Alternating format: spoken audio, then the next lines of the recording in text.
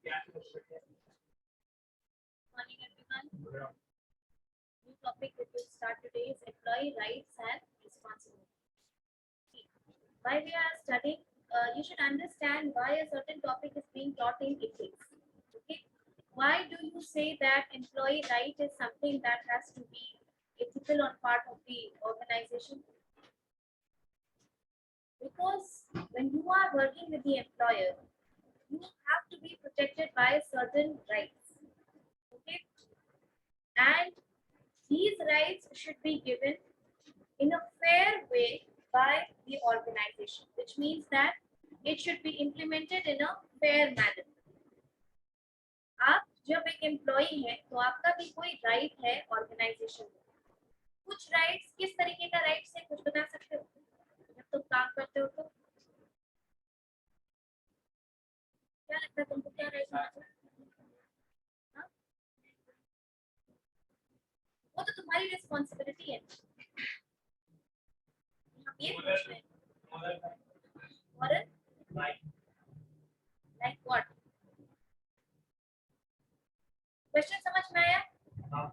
Question ये है कि what do you think would be your rights as an employee that should be granted to you by the employer?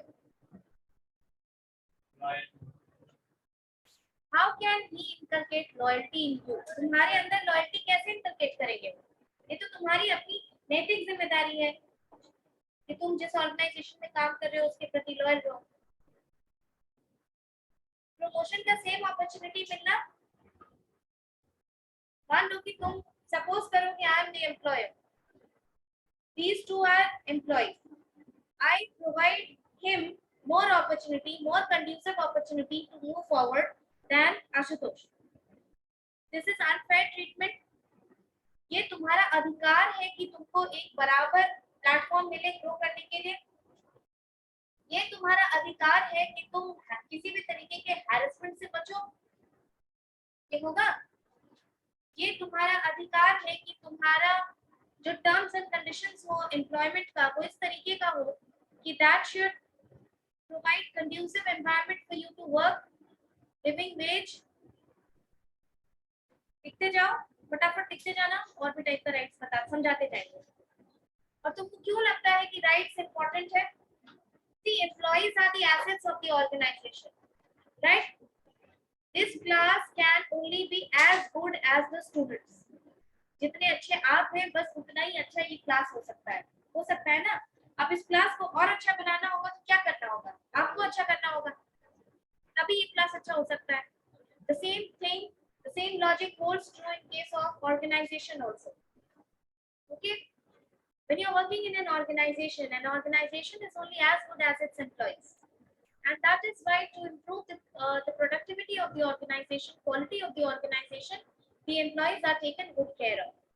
And as a part of ethical rights, there are certain rights which are granted to the employees and they can claim on it. Okay? Right on, fast. Employees are assets, heading to employee rights. Employees are an asset to the company. Employees are an asset to the company. And any ethical organization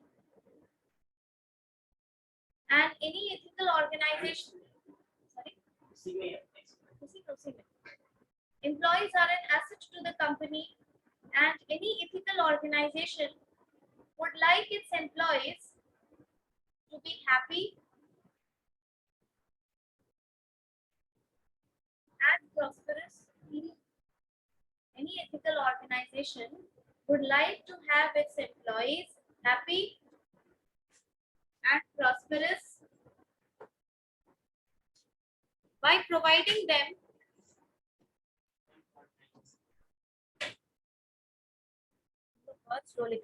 employees are an asset to the company, and any ethical organization would like its employees to be happy and prosperous,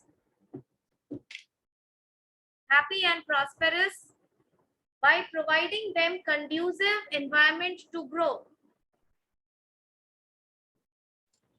By providing them conducive environment to grow.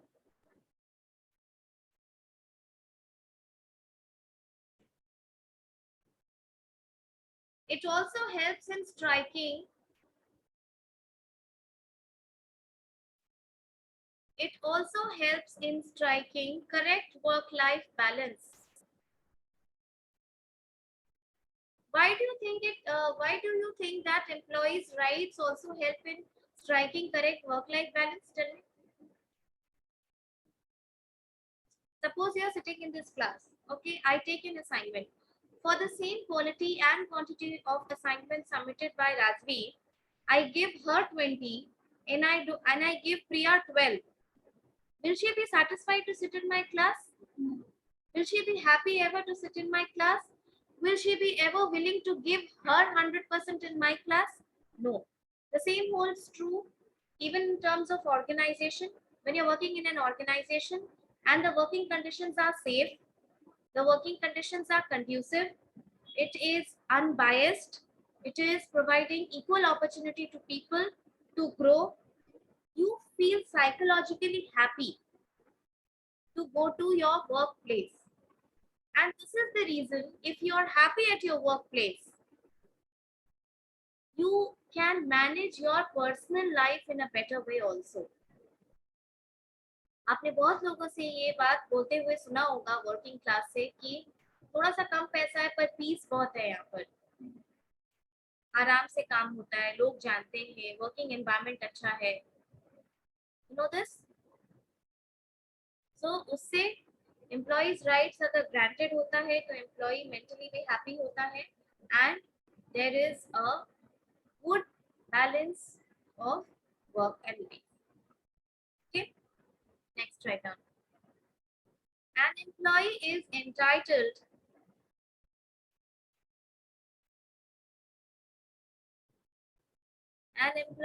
entitled to the following rights.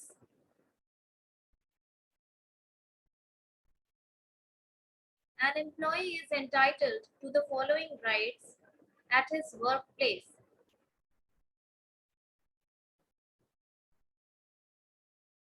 Number 1, no discrimination at work.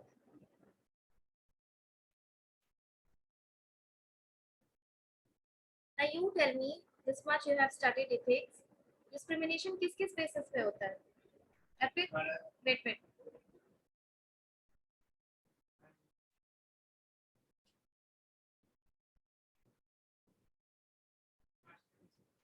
ठीक है, और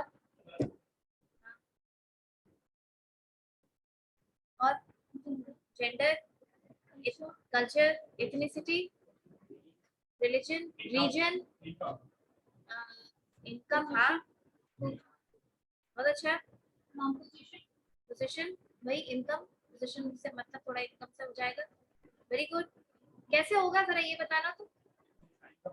हाँ, income वाला part थोड़ा सा. High income वाले ज्यादा है, लो इनकम, मीडियम और लो इनकम से ज्यादा ऊपर है.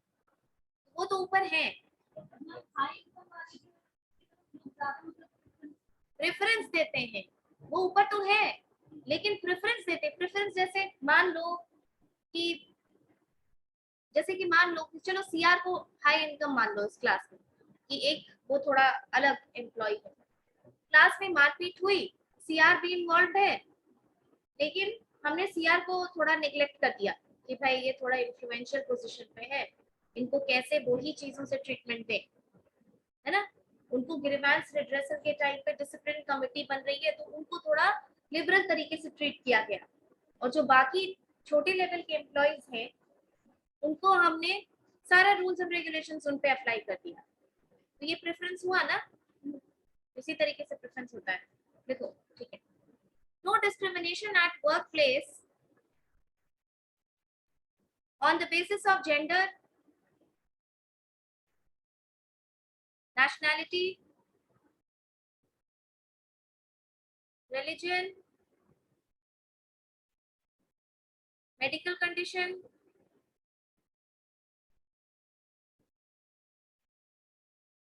and political affiliation.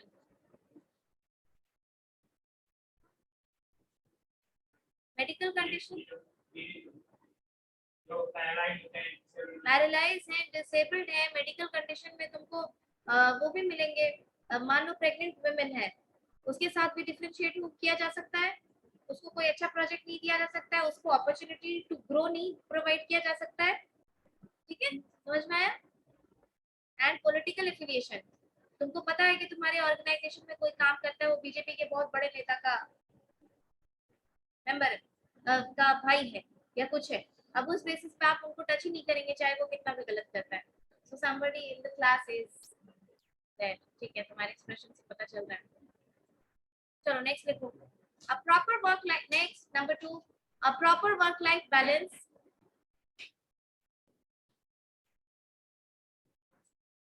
a proper work life balance, like not too many long hours,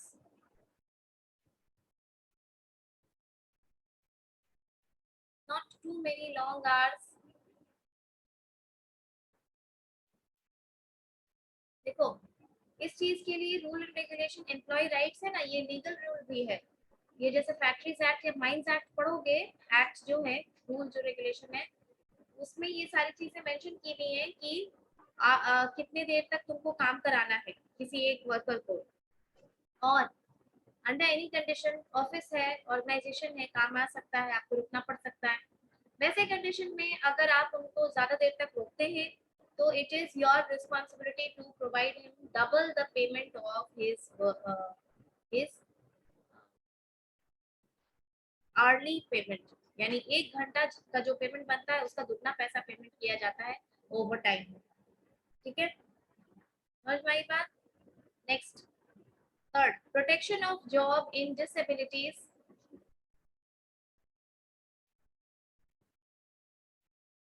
protection of job in disabilities, medical condition, pregnancy, etc.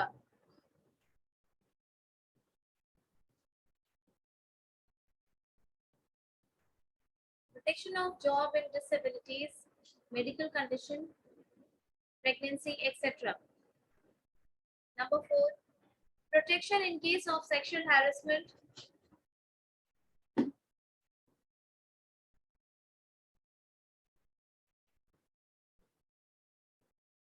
protection in case of sexual harassment of any type,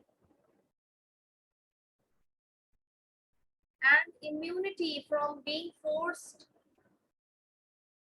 and immunity from being forced to exchange favors for benefits. To exchange, फिर से repeat कर देते, protection in case of sexual harassment of any type and immunity from being forced to exchange favor for benefits. To exchange favor for benefits. Okay, मतलब सिर्फ protection ही नहीं मिलना चाहिए किसी भी तरीके के सेक्सुअल हैरेसमेंट से, rather there should be immunity, यानी उसका भी प्रोटेक्शन होना चाहिए कि अगर ऑफिस का कोई बहुत इन्फ्लुएंशियल आदमी, इन्फ्लुएंशियल यानी वो कुछ इन्फ्लुएंस करने की क्षमता रखता हो, जैसे तुम्हारी नौकरी चली जाए उसकी बात नहीं मानने से, और वो तुमको किसी तरीके का कोई फेवर ऑफर करने बोल रहा है किसी बेनिफिट के बदले, कह रहा है कि तुम मुझे ये फेवर करो और बदले में मैं तुम्हारा प्रमोशन दे दूंगा। There are many cases of these types of complaints in office। तो ये भी एक ऑफिस के एथिकल, ये एम्प्लॉय के एथिकल राइट्स में आता है कि वो इन चीजों को से इम्यून रहे, ऑर्गेनाइजेशन इन चीजों से उसको बचा के रखे। ठीक है, नेक्स्ट लिखो, negotiating wages, negotiating wages to suit lifestyle, to suit lifestyle as per changing times, negotiating wages to to suit lifestyle as per changing times. इसका मतलब कोई समझाएगा?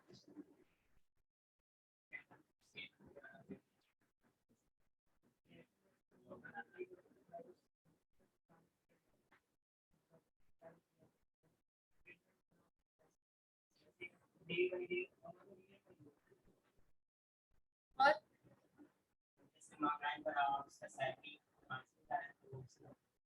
ये मतलब है इसका।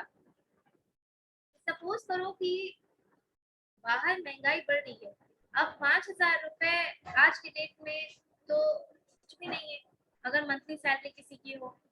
लेकिन तुम देखो एक चीज, इथिक्स पढ़ाते समय तुम लोग को एक चीज पढ़ाए थे कि कोई ऐसी चीज हो सकती है जो कानूनी रूप से सही हो लेकिन इथिकली वो सही नहीं हो। ठीक है, इथिकली वो सही नहीं हो। जैसे कि मिनिमम वेज, मिनिमम वेज का क्या हिसाब किताब है कि ये न्यूनतम मजदूरी है जो सरकार तय करती है, तो तुम अगर न्यूनतम मजदूरी दे रहे हो तो तुम सही हो, कहीं से तुम्हारे ऊपर कोई केस वेस नहीं होगा। लेकिन तुमको भी ये समझना चाहिए कि इस न्यूनतम मजदूरी में वो अपना परिवार का भरण पोषण नहीं कर सकता है, नहीं कर सकता है ना। जैसे 236 रुपए बिहार में अनस्किल्ड वर्कर का न्यूनतम मजदूरी, 236 को 30 से मल्टीप्लाई कर दो, कितना आता है? बहुत कम पैसा आएगा। और ये 4 आदमी के यूनिट के हिसाब से रिसर्च करके बनाया जाता है। तो उसमें एम्प्लॉयर को ये चाहिए कि वो उसको कम से कम 4 आदमी का मंथली भरण पोषण करने के लिए पैसा दे।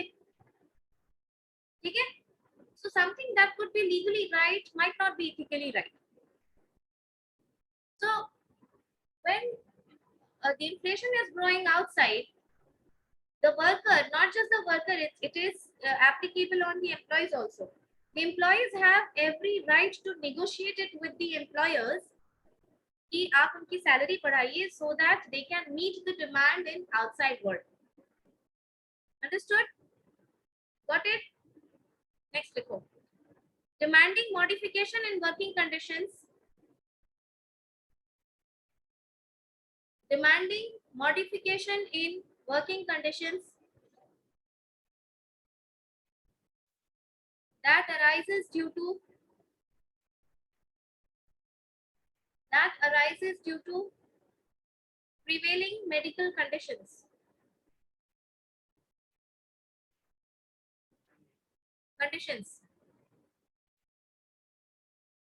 इसका मतलब समझाओ, कोई एग्जांपल बताओ।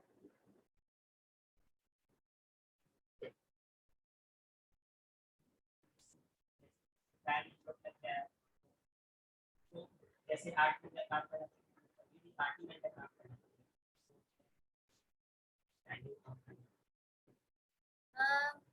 ये बहुत सटीक एग्जांपल नहीं होगा क्योंकि जब काम करने की बात होगी तो काम तो करना होगा। अगर आप वर्क प्लेस में, ठीक है, ये तो तुम्हारे कंपनी पे डिपेंड करता है कि कितनी कंपैशनेट है, तुम कितने अच्छे एम्प्लॉय हो।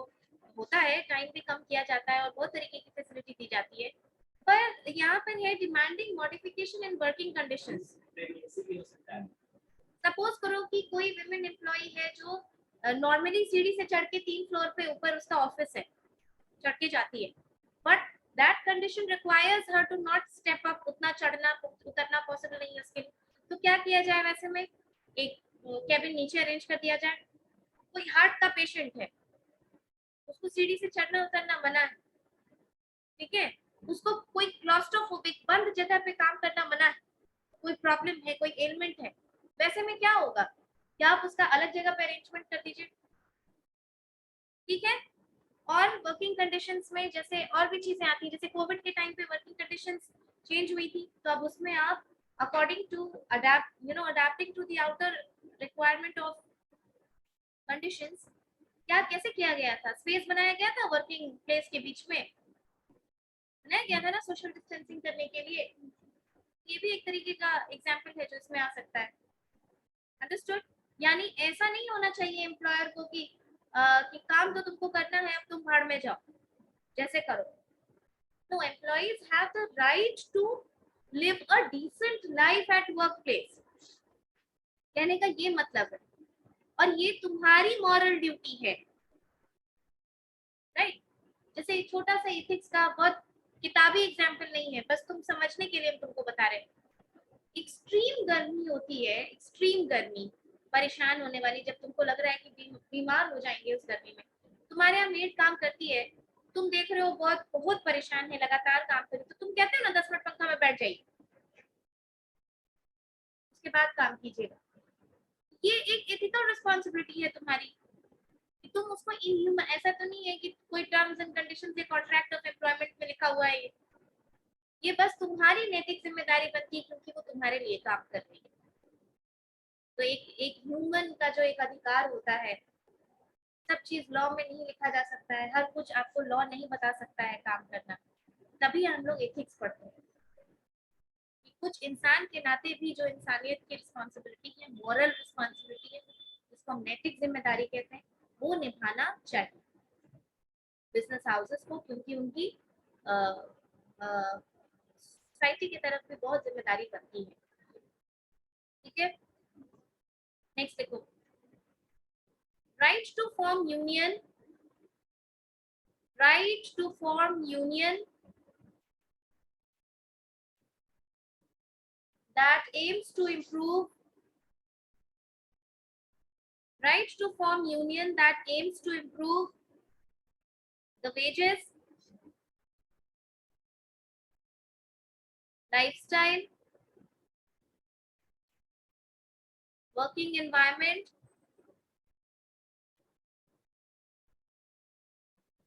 and focuses on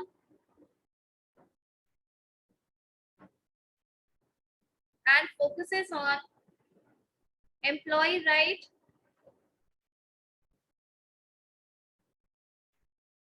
at workplaces.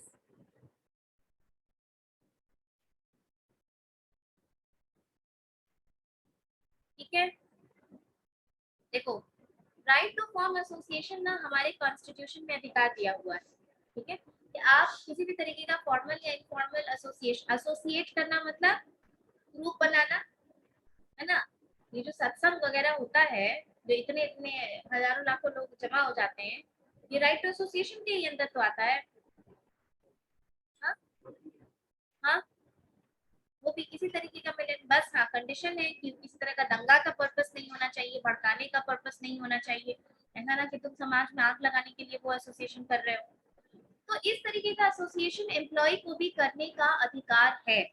इस अधिकार से क्या होता है कि आप स्ट्रांग होते हैं, एम्प्लॉय स्ट्रांग होते हैं, फिर तुम वेजेस का डिमांड करोगे, ठीक है, अच्छे लाइफस्टाइल का डिमांड करोगे। जैसे देखो, बहुत जगह पे ट्रेड यूनियन, जैसे कोल इंडिया लिमिटेड में ट्रेड यूनियन बहुत स्ट्रांग है, क्योंकि लेबर इंटेंसिव फील्ड है, ट्रेड यूनियन बहुत स्ट्रांग है। हर साल ट्रेड यूनियन बोनस वगैरह के लिए बहुत, ट्रेड यूनियन का जो प्रेसिडेंट होता है बहुत स्ट्रांगली निगोशिएट करता है वहाँ के मैनेजमेंट से, ठीक है, और ज्यादा से ज्यादा पैसा दिलवाने की कोशिश करता है। यूनियन के कारण क्या होता है, वर्कर्स प्रोटेक्टेड फील करते हैं, उनको अच्छा फील होता है, अंडरस्टूड। लाइफस्टाइल के लिए हाउसिंग, जैसे टाटा, टाटा में हाउसिंग फैसिलिटी नहीं थी, लेकिन ट्रेड यूनियन इतना स्ट्रांग था कि उसने हाउसिंग फैसिलिटी दिलवा ली, समझे। तो ट्रेड यूनियन का ये सारा फंक्शन भी होता है और उसके लिए तुमको अधिकार, हर चीज का यूनियन बना हुआ है। बिहार में बिहार इंजीनियर्स एसोसिएशन है, बैंक का यूनियन है ना, फिक्की क्या है, यूनियन है, CII confederation of Indian industries union है, इंजीनियर्स एसोसिएशन है, पटना यूनिवर्सिटी टीचर्स एसोसिएशन है, ठीक है। तो employees have the right to form association. This was all about the rights of employees in the organization, yani business houses. Now, let's deal with the responsibilities, the ethical responsibilities of organization during their business process. Organization में business process होता है तो उनकी नैतिक जिम्मेदारी भी बनती है, किसके किसके प्रति बनती है बताओ जरा, हम लोग डिस्कस कर चुके हैं।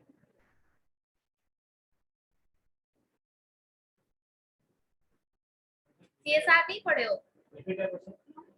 सीएसआर ऑर्गेनाइजेशन की रिस्पॉन्सिबिलिटी बनती है, एथिकल रिस्पॉन्सिबिलिटी किसके किसके प्रति बनती है, society, environment, workplace, supply chain, very good, employ, employ का तो अभी हमने देखा एकदम, क्या कैसे होता है बताओ? CSR एक्टिविटी में तुमने देखा कि क्या होता है कि सोसाइटी की तरफ एक रिस्पॉन्सिबिलिटी होती है. Business organisations are part of economic system which in turn are part of societal system. They take resources from the society. अगर तुम लकड़ी ले रहे हो, तुम स्टील ले रहे हो, प्लांट ले रहे हो, लेबर ले रहे हो, पानी ले रहे हो, बिजली ले रहे हो, सब तुम सोसाइटी से ले रहे हो. In return, you bear ethical responsibility towards the society also, in terms of you should supply only the goods and services which are of good quality, which you claim. Second, you should generate employment for the society. Third, you should try to uplift the per capita income, क्योंकि यही national income में contribute करता है, which is a major economic reflector of any nation. समझ में आई बात?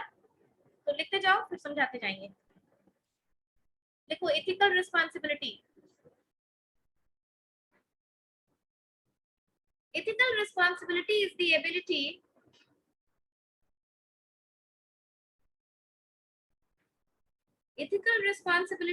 ability to recognize,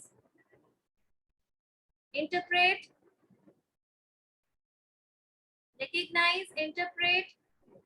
and act upon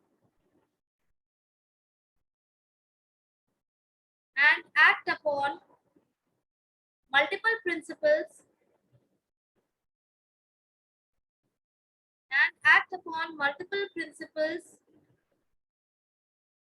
and values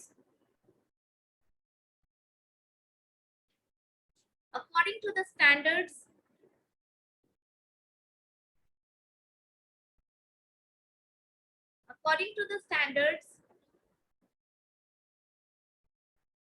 within a given field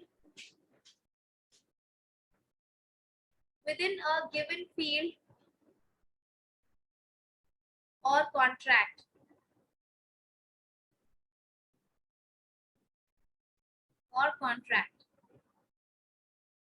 Responsibility could be social,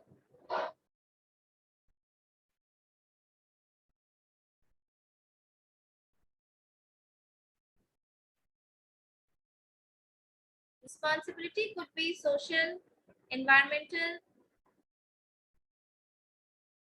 towards workplace, etc.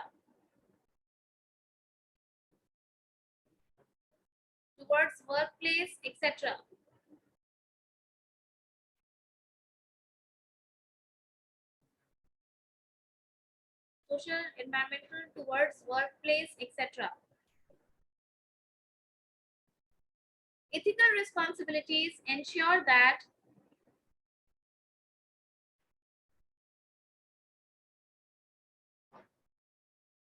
ethical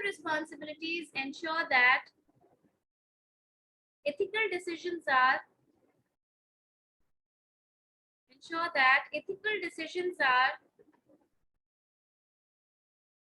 not overlooked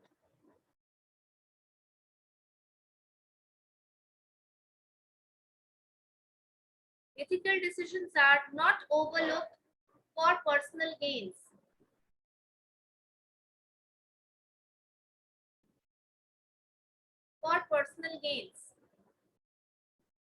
Numerous organizations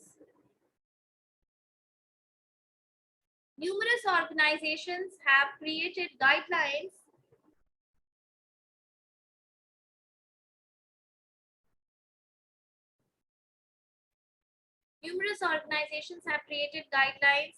for ethical behavior of companies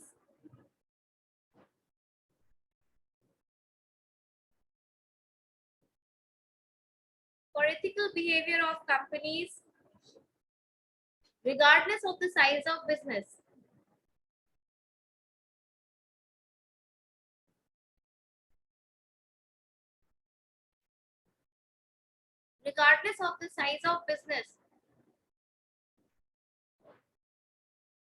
क्या क्या responsibilities होती है वो लिखो. Number 1, social responsibility.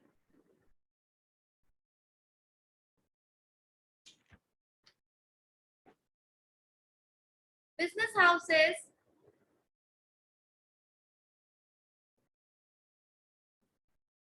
houses should find ways to business houses should find ways to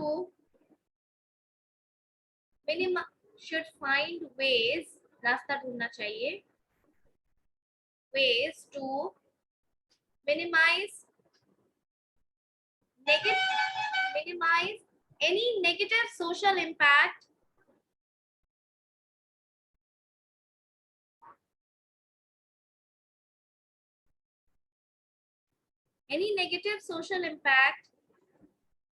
along the entire supply chain of operations.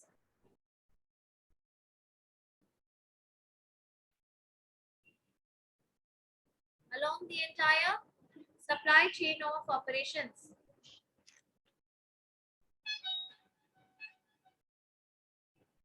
ठीक है, CSR हम लोग डिटेल में डिस्कस कर चुके हैं. आई थिंक जब ये एग्जाम में अगर ये आएगा रिस्पांसिबिलिटी में CSR पूरा अच्छे से बड़ा करके लिखोगे.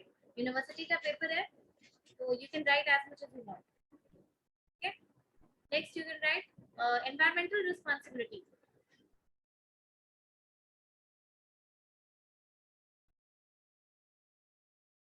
Environmental responsibility. Business have responsibility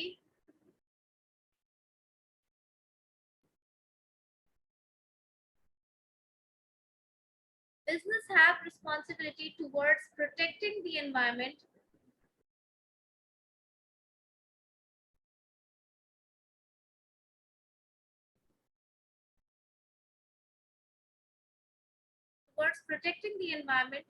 both locally and globally. Both locally and globally.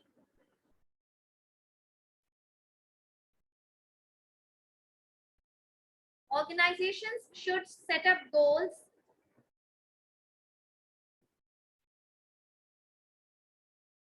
for reducing greenhouse effect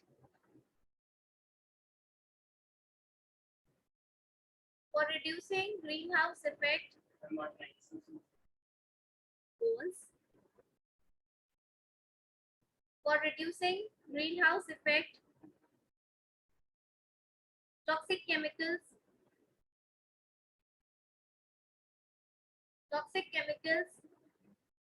and learn where the materials come from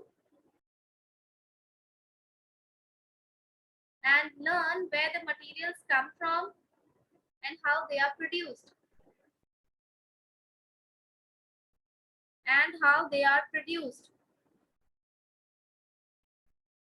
इसका कोई एग्जांपल दे सकता है? Learn how from where the materials come from. Suppose करो कि तुमने एक cafe खोला, ठीक है, और you have planned to open a cafe across India, किसी भी टाइप का, तो तुमको कॉफी की जरूरत पड़ेगी. हाँ, तुम माइंडलेसली सोसाइटी से कॉफी लेते जा रहे हो. कॉफी तो कहीं उग रहा होगा प्लांटेशन में. अब ये देखना तुम्हारी एनवायरमेंटल इथिकल रिस्पांसिबिलिटी है कि वो कॉफी का प्लांट कैसे आया है. क्या तुमने रेन फॉरेस्ट को काटा है? अब ये फॉरेस्ट काटने का मतलब सिर्फ फॉरेस्ट काटना नहीं होता है. वहां पे बहुत सारे एक्सक्लूसिव वाइल्ड लाइफ होते हैं जो सिर्फ उसी टाइप के फॉरेस्ट में ग्रो करते हैं. वो भी खराब होंगे तो इकोसिस्टम पूरा खराब होगा. पानी में कचरा फैलाने का मतलब सिर्फ पानी में कचरा फैलाना थोड़ी होता है. पानी का भी एक एक्वा इकोसिस्टम है ना जो डिस्टर्ब होता है. And you need to take care of them also. So if you are planning to have a business of coffee, you need to understand where this coffee is coming from. Is it coming from a rainforest that you have harvested mindlessly? You have destroyed the forest, or is it an outcome of some kind of sustainable development? क्या ये किसी तरीके के sustainable development का part है? यानी आपने उगाया फिर हार्वेस्ट किया, ठीक है, प्लांटेशन वापस आप प्लांट कर रहे हैं. तो ये चीज लिखी हुई है कि यू शुड नो, तुम्हारे बिजनेस को पता होना चाहिए कि तुम कहाँ से ला रहे हो प्रोडक्ट और वो प्रोडक्ट कहाँ जा रहा है. ठीक है, जैसे कोल इंडिया कोयला बना रहा है तो वो मार्केट में चला गया कोयला, तो अब क्या उसको उससे मतलब नहीं है कि मैं मार्केट में निकाल दी वो कोयला कितना खतरनाक है? मतलब है ना। तभी तो वॉशरीज खुल गई इतनी हर सब्सिडरी में। पहले कोयले को धोया जाता है ताकि उसका वॉलेटाइल मटेरियल कम हो, ताकि उसमें से अननेसेसरी कार्बन और वेपर की चीज कम निकले। तो you should be concerned with both the things, from where your material is coming and how your material is going in the society. Got it? Third point though, workplace and community responsibility.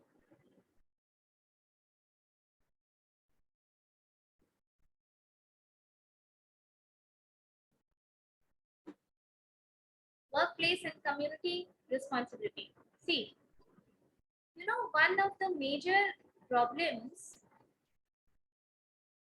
one of the major problems in today's time in minding people is कि लोग अब सिर्फ LPG era के बाद क्या हुआ, LPG liberalisation era के पहले क्या होता था, हम लोग एक शॉर्ट इकोनॉमी थे। तो इंडियन कंपनीज है, एक तो कंपनी कंपनी का बहुत कॉन्सेप्ट था नहीं, कम था, छोटी कंपनीज थी।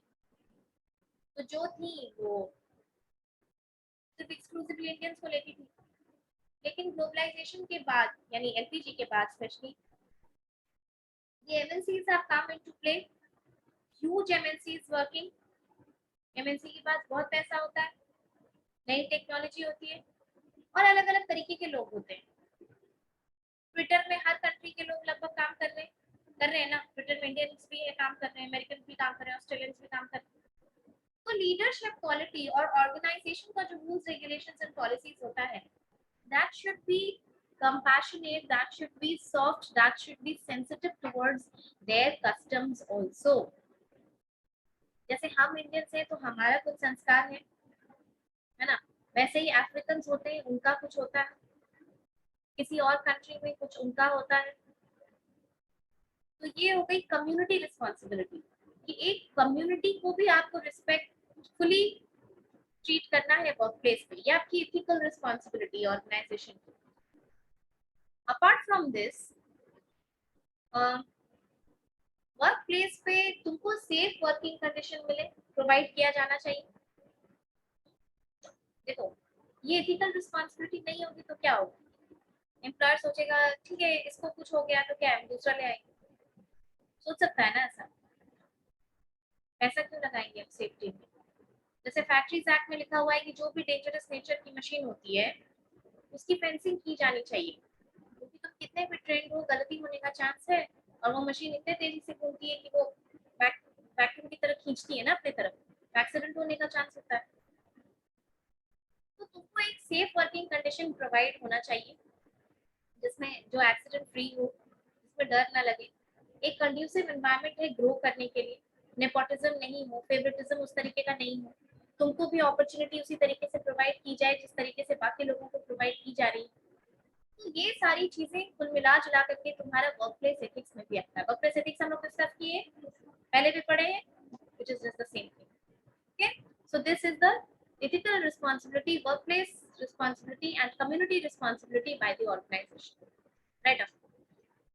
The business own operations, the businesses own operations and those of supply chain and those of supply chain should adhere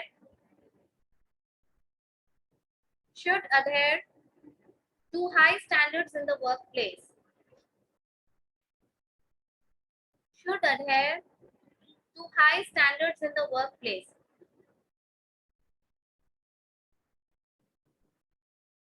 Workers should be safe. Workers should be safe from occupational hazards, from occupational hazards, and should work with dignity and opportunity for advancement.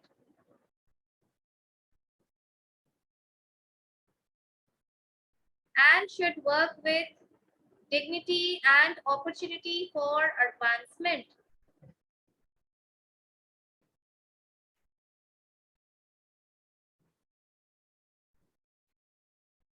facilities by the organization, facilities by the organization, Abhijit लिखो आगे, बाद में पीछे वाला लिखना. This facilities by the organization should be mindful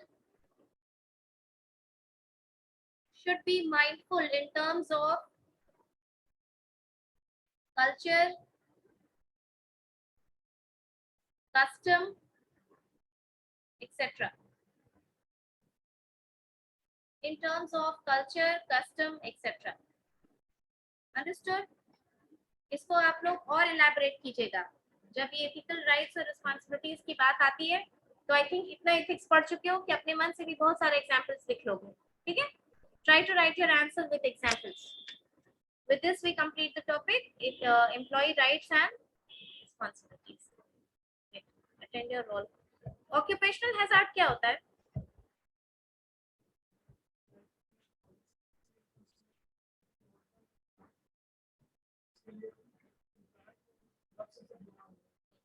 बहुत अच्छा.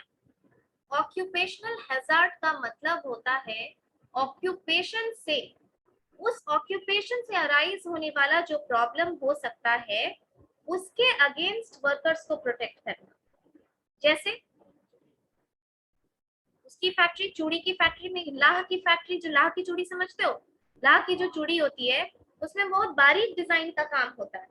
तो वो मतलब आग में लगा करके और तब उसका डिजाइन बनाया जाता है. अल्लाह पिघला के और आग में बहुत छोटा छोटा चिमटा से उस अल्लाह पे डिजाइन बनाता है. वो चूड़ी भी महंगी होती है और बहुत पसंद की जाने वाली चूड़ी है लाह की. ठीक है, लेकिन उससे आंख डैमेज होने का बहुत चांस होता है क्योंकि वो इतना नजर गड़ा के चूड़ी बनाई जाती है ना. तो उसके लिए इम्पोर्टेंट है कि सारा जो सेफ्टी हैजार्ड्स वाली चीजें हैं, चश्मा दिया जाना चाहिए. जो वेल्डिंग करते समय देखे हो चश्मा पहन के किया जाता है. एस्बेस्टस की फैक्ट्री है तो एस्बेस्टोसिस होने का डर होता है. इसने जो बोला कि नील एनिमल की फैक्ट्री होती है उसमें लेड वगैरह का यूज होता है. पेंट्स की फैक्ट्री में लेड बहुत ज्यादा यूज होता है. वैसी फैक्ट्री में क्या होता है ना कि बहुत लंबे समय तक खाली हाथ से नहीं काम किया जाता है. तो इसीलिए क्योंकि नाखून नाखून परमानेंटली खराब हो जाएगा, इसलिए वो सारा मटेरियल वगैरह दिया जाता है ताकि तुमको नहीं. टीचर का ऑक्यूपेशनल हैजार्ड क्या होगा? लगातार क्लास लेने से क्या होता है? गला बैठ जाएगा. नहीं, इट्स नॉट फटीग, गला बैठ जाएगा. If you keep speaking for 40 minutes, 50 minutes in for 4-5 hours continuously, you will feel that draining out. ठीक है, तो वही ऑक्यूपेशनल हैजार्ड. तो इसलिए जब टीचर्स का क्लास लगाया जाता है जहाँ पे फुल रूल्स रेगुलेशंस होता है तो क्या किया जाता है? Number of hours in a week calculate किया जाता है कि एक टीचर को number of hours in a week कितना दिया जाना, कितना स्टैंडर्ड होना चाहिए. समझ में आया कि कितना प्रेशर दिया जाना चाहिए? समझ में आई बात? अटेंडेंस बोलो अब सर.